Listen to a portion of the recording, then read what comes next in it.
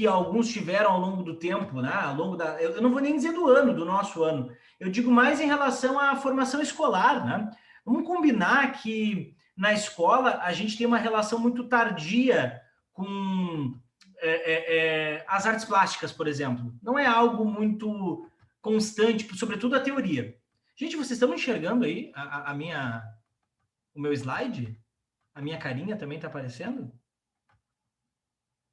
Ué, raposão foi boa, Giovana. Eu não estou me vendo. O que eu estou fazendo? Oh, crap. Peraí. Não é isso, não é isso. Azar, se vocês estão me vendo, não tem galho, é o que importa. Bom, mas eu falava que as artes plásticas eram aulas sempre muito de prática e de pouca teoria, né? A gente não tinha uma relação constante com a teoria das artes plásticas. Eu fechei aqui agora só para arrumar aqui. E também me chama a atenção que no cursinho isso é muito distante do nosso convívio, do nosso dia a dia, né, da nossa rotina de aulas. Alguns talvez tiveram melhor experiência, né? Outros nem tanto. Eu sou um que fui vítima da ausência das artes plásticas na minha vida escolar, né, da minha formação, e também mais tarde no cursinho, não tinha ainda, né, disciplina ou uma aula voltada para isso. Por isso eu separei o nosso encontro pré-prova em 2 momentos. Literatura na quarta-feira, tá? Ou na quinta-feira, agora salvo engano, ali no meio da semana, e artes plásticas no dia de hoje. Olha aí, ó, o Salvador Dalí, que foi aqui reproduzido pelo Cobra, né? Aquele artista brasileiro que inclusive fez um belíssimo trabalho no Rio de Janeiro, naquele painelzão, e aqui em Porto Alegre, recentemente, numa escola da capital. Tá? Não vou fazer merchandising de ninguém. Aqui eu trouxe um Guernica para você, só para dar o ar da graça, pintado numa porta, vocês podem ver, numa parede aqui de uma casa, em cores matizadas que a própria obra original não possui. O Guernica já caiu 2 vezes no Enem, não deve ser o nosso desafio para mais adiante no concurso deste ano e nos próximos. Tá? Não vejo assim a chance de se repisar tanto. Mas é interessante notar que o Enem ele assumiu, né, diferente de outros concursos vestibulares ditos mais tradicionais, digamos assim, como a URGS, como a FUVEST, como a UFSC, o Enem ele assumiu essa coisa identitária das artes plásticas. Ah, tem artes plásticas, é no Enem, né? Tu não encontra muito isso na URGS, é muito raro, tu não encontra isso no vestibular da PUC, enfim. Mas no Enem tu sabe que vai encontrar artes plásticas. E aí, antes de começar os movimentos artísticos, a pincelar alguns dos principais, eu gostaria de chamar a atenção para outra coisa, assim, em caráter preliminar. Ora, se eu não tenho uma familiaridade com a arte plástica, se não é da minha relação mais, digamos assim, que ordinária, mais corriqueira, vamos lá, você não vai a galerias de arte plástica costumeiramente, tampouco você vai ao teatro. Quando muito, antes da pandemia, a rotina era mais constante com o cinema. Tá? Então, de arte, a que a gente mais consome é a música, tá? A arte fílmica, audiovisual. Tá? Em casa agora, pelo conforto do Disney Plus, do Netflix, do Amazon Prime, né? Da Globo, do SBT, enfim, canais também abertos, você consegue consumir audiovisual. Ouvir música, enfim, no celular, no rádio, no concerto, no show, na rua, a música tá aí. Né? Alguns são até aqui, talvez, músicos e musicistas profissionais ou amadores já compartilham essa habilidade, esse talento, essa linguagem da arte musical. Né? Depois, a arte plástica não se encaixou, né, nessa nossa urgência, nesse nosso cotidiano, ela foi ficando cada vez mais por fora das nossas prioridades de fruição, de estética. A gente perdeu o hábito que antes era mais constante e até um pouco elitizado, né, de alguém que era mais letrado e até mesmo tinha recursos, né, não só financeiros, mas intelectuais, de apreciar um quadro, de comprar um quadro. de ter uma escultura em casa. Isso ficou tão distante de nós que a arte virou as artes plásticas, leiam quando isso, pinturas e esculturas, viraram meros adornos decorativos arquitetônicos. Você tem um quadro na parede que tu comprou numa loja de decoração, de design de interiores. Então, olha o utilitarismo da arte. Ao invés de uma estátua, eu tenho algumas aqui, decorando algumas coisas. Deixa eu ver o que eu posso te dizer, assim, de... Ali tem uma... Não sei se vocês enxergam o meu dedinho aqui, ó. Naqueles livrinhos marrons, tem uma escultura do Nordeste.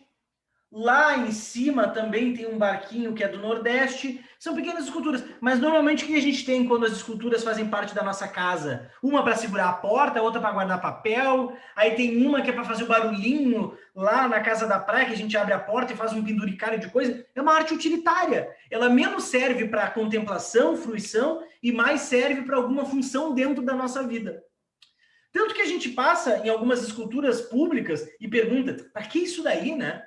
Isso aí não ajuda a gente para nada, as pessoas gastam dinheiro para fazer isso, às vezes é o dinheiro do contribuinte para fazer arte, uma licitação, para botar uma estátua que não serve para nada. Então, houve a banalização, o esvaziamento também do princípio das artes plásticas, do que elas valem, do que elas são, né? Para que elas servem.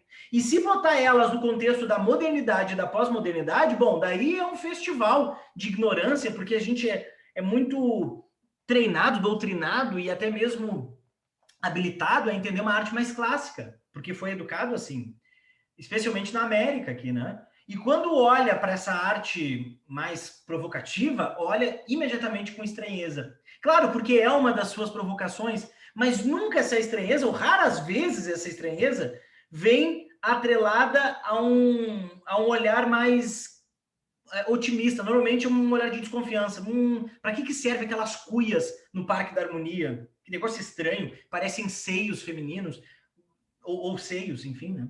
Não necessariamente femininos, mas seios. Por que não? E por que sim? E será? Né? As perguntas que a arte volta a provocar, a arte contemporânea e a arte pós-moderna. Mas para chegar nessa estranheza da arte contemporânea e pós-moderna, que era assim muito cara no Enem, muito benquista, hoje já não tanto, por causa do atual governo que se opõe à ideia de que isso seja arte. Então, não vejo esse conceito dessa arte provocadora tão provável. A gente vai fazer a viagem, o estrado histórico das artes plásticas. Só que antes de seguir, eu quero saber se vocês me entendem, se estamos juntos até aqui. Sim ou não?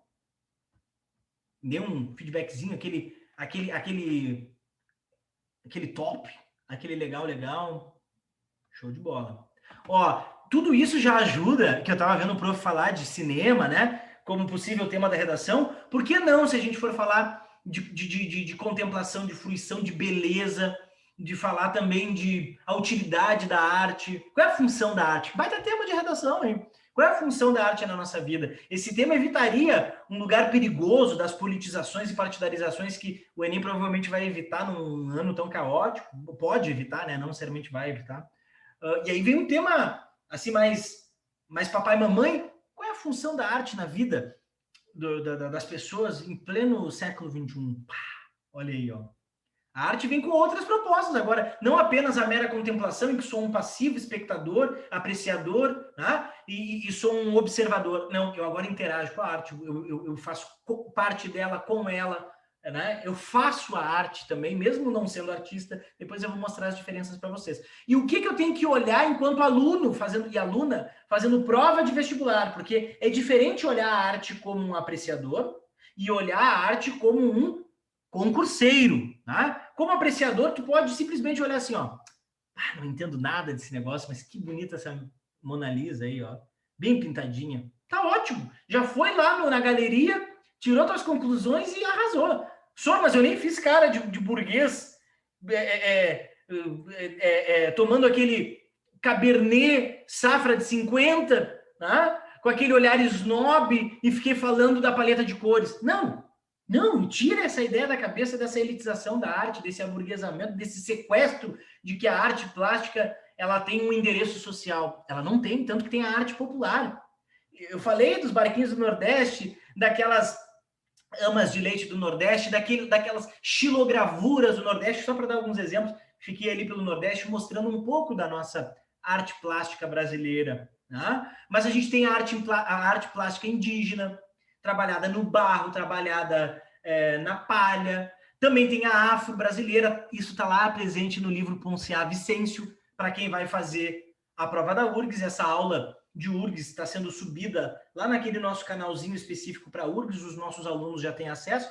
Quem está de visita e tem interesse em aulas de 1h30 a 2 horas com material exclusivo para a prova da URGS, me consulta, chama o Thiago Suma ou me chama Guilherme Suma também, aliás, me apresentando, o irmão do Thiago, com quem vocês fizeram contato, professor de filosofia.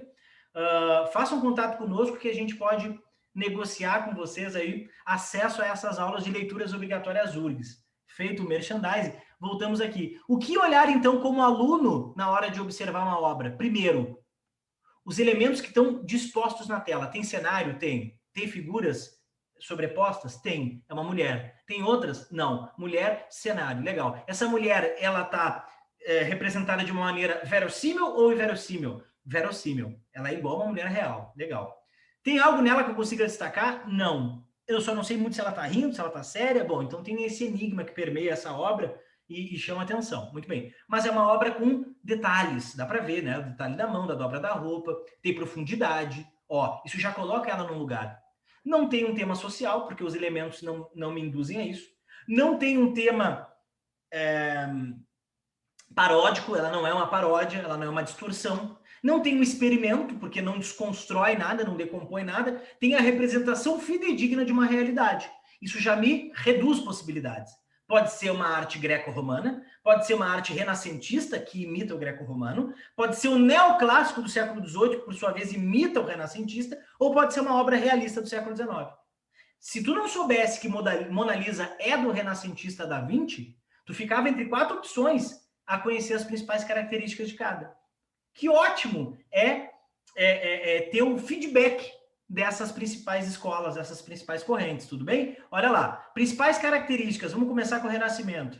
Influência do greco-romano, ou seja, pega o período clássico, que começa antes de Cristo e vai terminar ali as portas da Idade Média.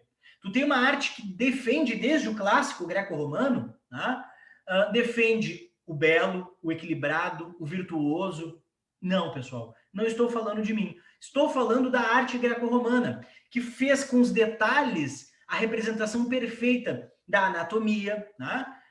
Da própria representação da realidade circundante, porque o Platão e o Aristóteles já discutiam sobre a arte, que a arte é a imitação da realidade. Né? Então, através desse detalhamento da realidade, os greco-romanos conseguiram compor essa ideia. Bom, muito bem. Aí veio a Idade Média, principalmente com o declínio de Roma, a ascensão do cristianismo, a arte se voltou para o religioso também, e a arte vai representar essa pedagogia cristã, como na literatura de Gil Vicente, como, de alguma forma, no texto de Dante Alighieri, mais tarde, do humanismo, né, as portas do Renascimento. A gente tem uma arte que, às vezes, focava, na maioria das vezes, no universo europeu, no universo majoritariamente católico, focava o pedagógico religioso. Aí é Cristo, é santo, é os caralho religioso, enfim.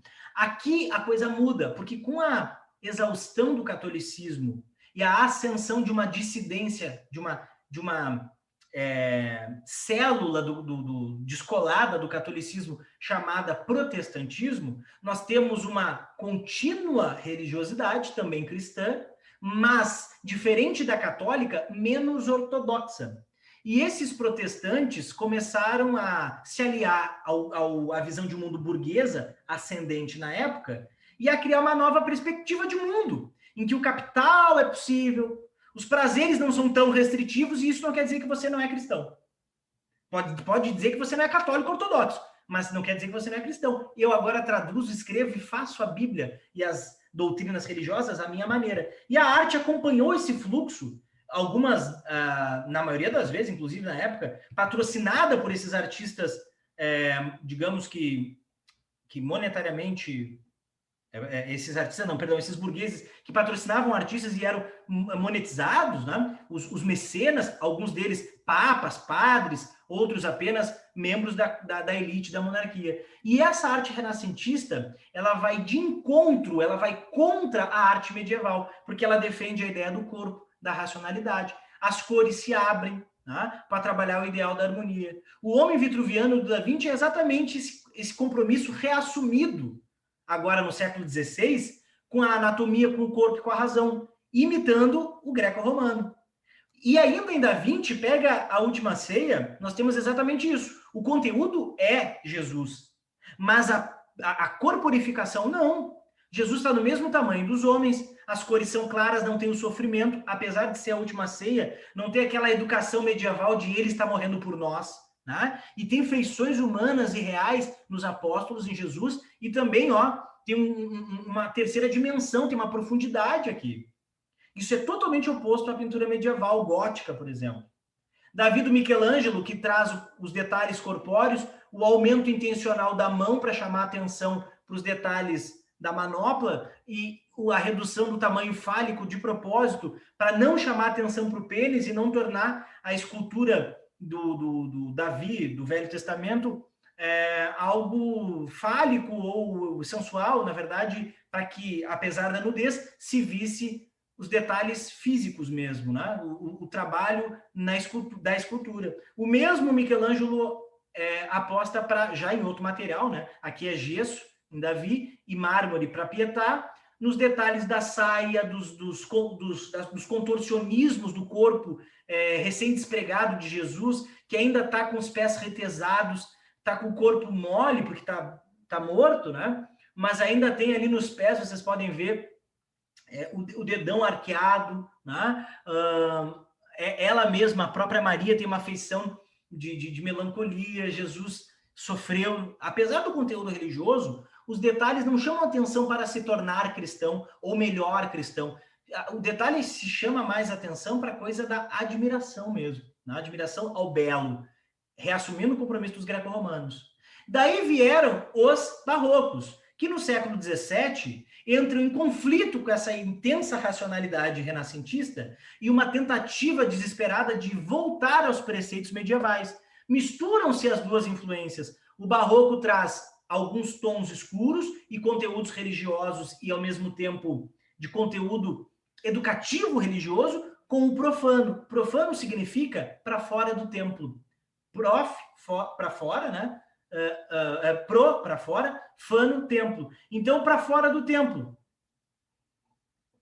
Tu tem aqui a dúvida de Tomé do Caravaggio, que tem as minúcias humanas do Renascimento, é corpo, os detalhes, algumas cores quentes, é Renascimento, mas outras cores frias em conteúdo fortemente religioso e melancólico, angustiante.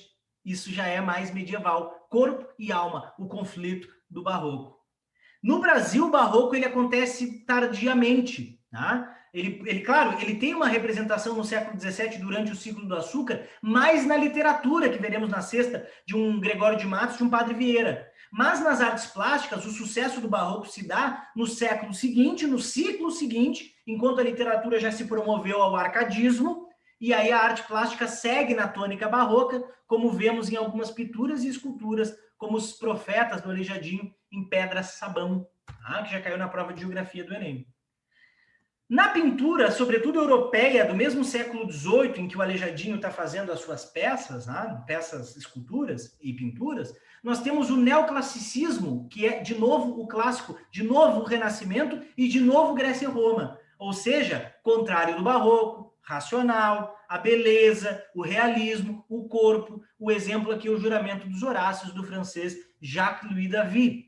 Neoclassicismo também é algo que o arcadismo vai negociar com, né? Porque o arcadismo na literatura tem algo semelhante à pintura neoclássica. O arcadismo também defende ideias do greco-romano. Então eu posso chamar o arcadismo literário igualmente de neoclassicismo, porque é o novo clássico de novo, tá? Também parecido com o arcadismo da literatura, que pregou o mundo bucólico, as pinturas do rococó, que teve sucesso na Europa, pouca adesão, mas existente adesão no Brasil. É justamente esse mundo mais gracioso, com cores mais pomposas, num universo rural ou pastoril, né? Como o Jogo do Amor, do Jean-Antoine Artaud, né? São temas leves, sentimentais, já pré-românticos, meio decorativos, uma certa afeição decorativa intimista, em que a delicadeza e o gracejo se expõem. Aí veio o romantismo, no afã das independências, no afã do discurso iluminista, que era um liberté, égalité, fraternité, pelo menos na essência. Mais tarde a gente acaba sabendo que era liberté do imposté, égalité entre branquet e bourgeoisie, tá? E que o resté vai se fuder, né? No francês, eu não sei se vocês falam francês, posso traduzir mais tarde. Mas aí continua com as mesmas características românticas, né? A idealização, a subjetividade, a literatura vai no mesmo passo, a literatura segue a mesma métrica, né? Evasão, escapa da realidade, fala de algo mais fantasioso, mais onírico, mas ao mesmo tempo inverossímil. Exemplo disso é a idealização da mulher e da pátria, especialmente por causa da fundação dos Estados-nação. E a fundação e consolidação, é claro, né? Isso vai ser concomitante à independência do Brasil e também ao processo de consolidação das independências na Europa. Exemplo disso é a Liberdade Guiando o Povo, do Eugène Delacroix. Né? Aqui a mulher personificada como uma liberdade, embandeirando a Revolução Francesa, guiando os revolucionários, tá? No Brasil, nós temos dois estrangeiros que são bem conhecidos com essa mesma pegada da idealização, da fantasia, né? Que também são dados mais afeitos, digamos assim, ao inverossímil, mas ao mesmo tempo que também são documentais para o Brasil, desde o período joanino até o final do século XIX. É o exemplo do Debré, né? Que é um francês que veio com a corte junto com a família real, ele chegou a pintar um retrato do Dom João, e também o alemão Rugendas, com ali o seu clássico Navio Negreiro, pode fazer um paralelo aqui com o poema do condoreiro e hugonista Castro Alves, né, da terceira geração romântica, mas vejam como é romantizada. Aqui, Correntes nem sugerem os maus tratos, cadê o chicote? Cadê as mazelas? Cadê esse porão criando aquele ambiente realmente nefasto? Não, tem até um ar de um lugar saudável aqui, né? Olha a romantização, a idealização, a fantasia, né? Não é verossímil, não. Isso não quer dizer que é uma fraude histórica, quer dizer que era um otimismo romântico que tornavam alguns artistas estrábicos da realidade, né? Divergentes da realidade, que ao contrário deles, portanto, ao contrário deles, portanto, que veio o realismo. Quase que como um retrato, inclusive ele só é superado pela fotografia, o realismo de um Courbet da vida tem como na literatura real naturalista compromisso com a semelhança da verdade, o cotidiano, a coisa como é, real, crua, um acabamento perfeito, né? As cores mais melancólicas, porque o pessimismo, vide Machado, vide essa de Queiroz ou Flaubert, predomina com o seu discurso nietzscheano, o seu discurso nihilista, schopenhaueriano, e aí a filosofia se mistura a literatura e as artes plásticas, e a pintura tem esse clima mais melancólico, mas um compromisso fidedigno com a realidade. Dá para ver aqui que realmente só uma foto é capaz de superar a qualidade dessa pintura. E por fim, para encerrar esse nosso primeiro encontro da semana, as artes modernas do século XX, que rompem, que destroem com todos os preceitos anteriores.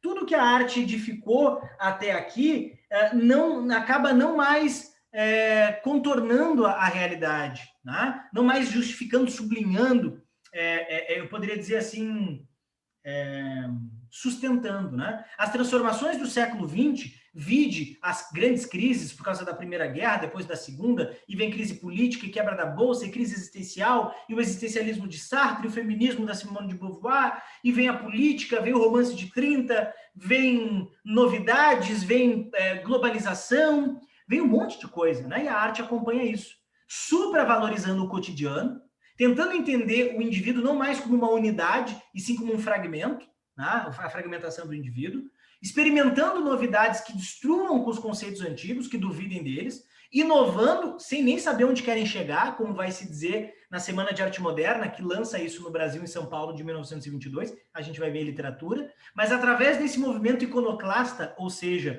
que destrói os ícones mais tradicionais, nós temos as vanguardas de origem europeia praticando essas experiências que se opõem às tradições. Um exemplo aqui, o dadaísmo do Duchamp com a fonte, o mictório, que provoca qual é o significado da arte desde 1917, para vocês terem uma ideia. Tá? O descobrimento do Brasil, do brasileiro Portinari, que traz aqui a visão dos índios num revisionismo histórico, claro, de forma cúbica aqui, tanto quanto o Abapuru, da Tarsila do Amaral, que pelo próprio nome já fala dessa autofagogitação do brasileiro, essa devora, essa antropofagia, esse comedor de gente, que tem um pouco de tudo. Abapuru é, ao mesmo tempo, um e vários, e sendo tudo e vários é nenhum, exemplo de Macunaíma, tá? Num novo Brasil oposto ao romântico, visto pelas artes plásticas. O futurismo, que na literatura caiu no ano passado, na prova de vocês de linguagens, tem o seu ideal defendido pelo fascistoide, amiguinho do Mussolini, né? O idealizador é o Marinetti, né? O Filippo Marinetti. Cuidado com esse cara. Ele é, por um lado, um canalha, mas como artista ele defende a máquina, ele defende o que o modernismo de um Álvaro de Campos, heterônimo do Fernando Pessoa, ou até às vezes, de um Mário de Andrade no Brasil, vai defendendo a literatura, é um elogio, é uma ode ao motor, ao progresso, ao futuro, à velocidade. Na pintura, Street Light, do italiano Jacopo Balla, é justamente aquelas lâmpadas de incandescer e mostrando toda essa vibração. O abstracionismo de um Kandinsky, que mostra o uso, digamos que indefinido das formas, mas intencional das cores. E, por fim, o Andy Arrow com a pop art, que vai pegar elementos da cultura pop para criticar o capitalismo, para criticar o imperialismo, vai ter origem nos Estados Unidos, vai ter apoio, inclusive, dos ingleses, né? E é uma arte que vai pegar os quadrinhos, vai pegar o Batman, vai pegar o Homem-Aranha, vai pegar a Marilyn Monroe, vai pegar o Homer Simpson, e vai principalmente trabalhar de forma até mesmo crítica, a coisa da reprodutibilidade. Porque quanto mais reproduz, mais perde a aura. Isso é uma teoria lá do Walter Benjamin, da escola de Frankfurt, na filosofia do século XX. O Edward Munch e o grito, que é o expressionismo, é aquela coisa terrível desde as guerras, da fome, da miséria, de todas as mazelas humanas do século XX. E para fechar, 2 comentários. Tropicalia, do Hélio Oiticica, é o típico exemplo que vai dar também, influenciar Caetano Veloso, Gilberto Gil, e dar gás para aquele movimento musical e artístico chamado tropicalismo, nos anos 70, aqui como forma de instalação. O que é instalação? Você agora não é mais passivo contemplador da arte, você é partícipe, você pisa nela, você interage com ela, você é atravessado por ela, ela não mais te deixa num estado de inércia, né? Tu tem que te mexer, tem que te mover, tem que viver a arte junto do artista, às vezes até ajudando ele a compô-la. Essas intervenções das instalações. E eu trouxe, por fim, a Marina Abramovic, né? Que só o exemplo aqui, uma foto, mas eu recomendo que vocês assistam algumas coisas dela, fiz isso durante o ano, que é uma artista intervencionista, trabalha muito com o body art, né? A arte do corpo, a arte da intervenção que usa o público como parte dela, o corpo vira uma forma desafiadora também de manifestação da arte e vai provocar e questionar valores mais ortodoxos do público, dos artistas conservadores e especialmente do próprio conceito da arte, os seus limites, né? Não sabendo aonde quer chegar, mas sabendo que os limites tradicionais não mais os servem nem bastam. Pessoal, mando esse material junto com os materiais do professor